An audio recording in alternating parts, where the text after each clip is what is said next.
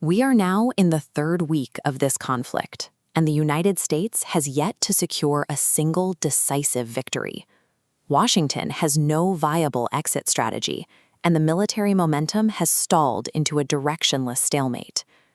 The administration's strategy relied on a unified global front to force Tehran's submission, but that alliance collapsed almost instantly.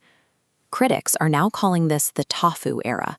Trump always fucks up, to describe the White House's inability to maintain a coalition. Even as Israeli strikes hit Tehran, targeting high-level leaders, Iran remains dug into its positions. They are instead dismantling regional Gulf bases, imposing a rising economic price on America's local partners.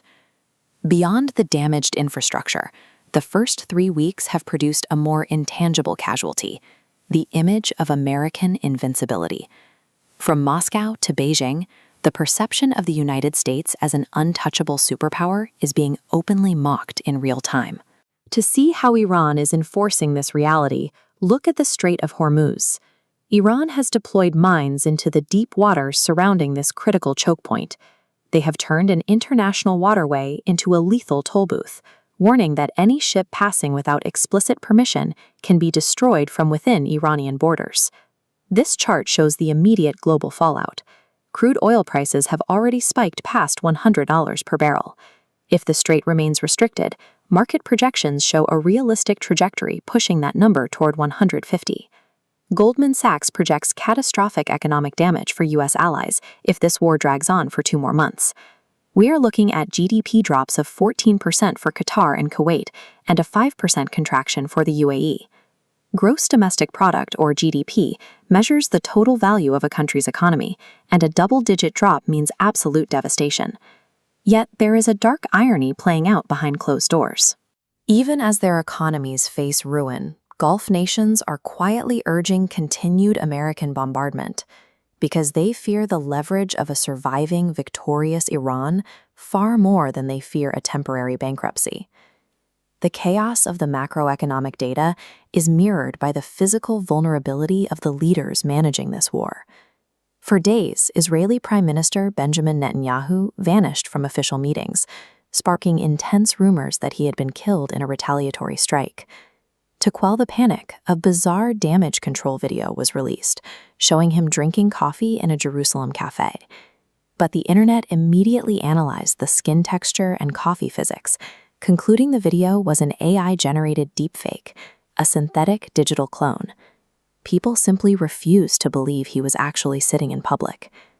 Whether Netanyahu is dead, being simulated by artificial intelligence, or simply hiding underground, the implications are the same.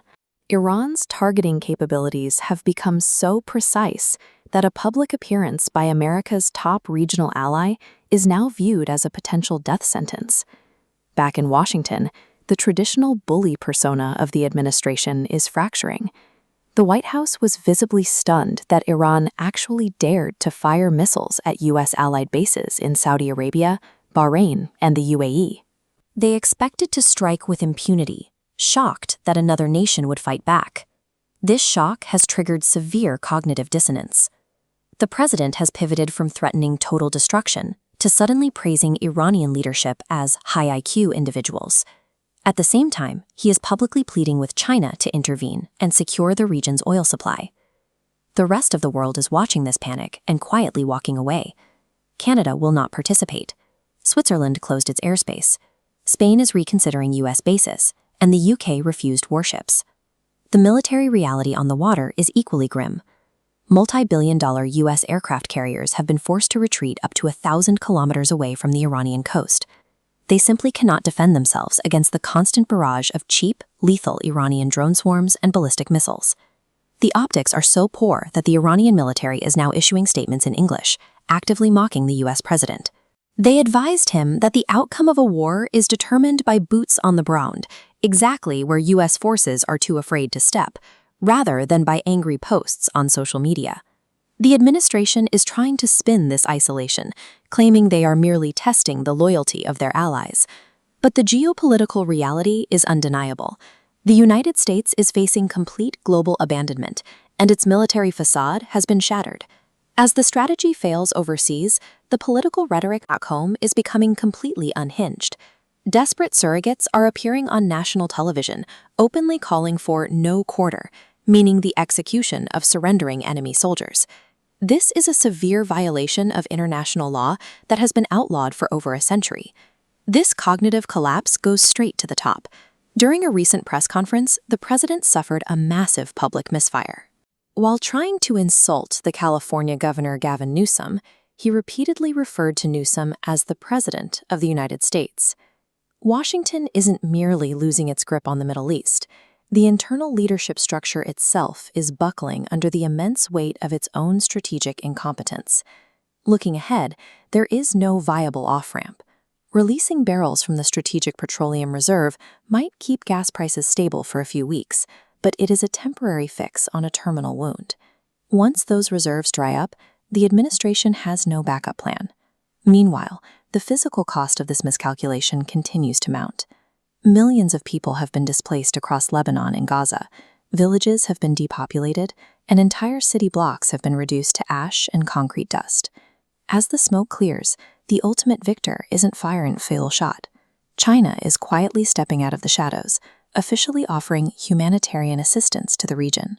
They are positioning themselves as the stable partner, ready to inherit the geopolitical influence America is bleeding out in the sand.